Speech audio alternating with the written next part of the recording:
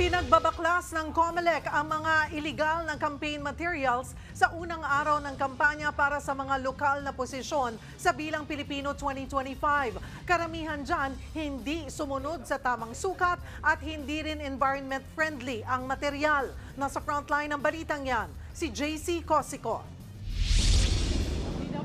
Mga campaign poster ng mga kandidatong nakapaskil sa footbridge, pati na rin yung mga hindi gawa sa environment-friendly materials. Yan ang mga pinagbabaklas ng Commission on Elections at ng MMDA sa Grand Operation Baklas sa Pretil, Tondo, Maynila. Kasabayan ng unang araw ng local campaign period para sa Bilang Pilipino 2025. Illegal kasi ang mga yan.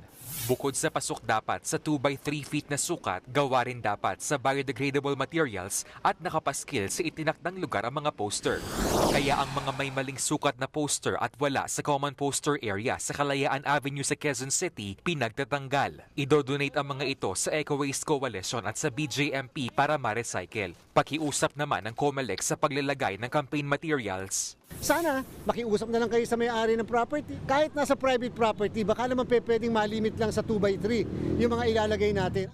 Dagdag pa ng COMELEC, warning muna ang kakaharapin ng mga kandidatong may illegal campaign posters ngayong araw. Pero simula bukas, magsasample na sila ng mga notice sa mga pasaway. Kung hindi nila matanggal ang mga illegal campaign posters sa loob ng 3 araw, padadalhan sila ng show-cause order ng COMELEC. Giit nila, hindi dapat itong baliwalain dahil baka mauwi yan sa disqualification. Nagpaalala rin sila sa campaign spending limit ng mga kandidato na 5 pesos per voter kung independent at 3 pesos per voter kung may partido. Mula ngayong araw, imo-monitor namin ang inyo po mga advertisement sa radyo, TV, dyaryo, kahit ang social media. Titingnan namin yan sa inyong statement of contributions and expenditure.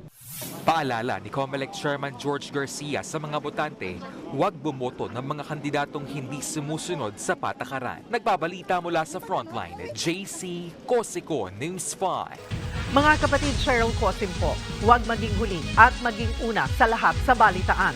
Para sa tuloy-tuloy na talakayan sa Frontline, mag-follow at mag-subscribe sa social media pages ng News 5.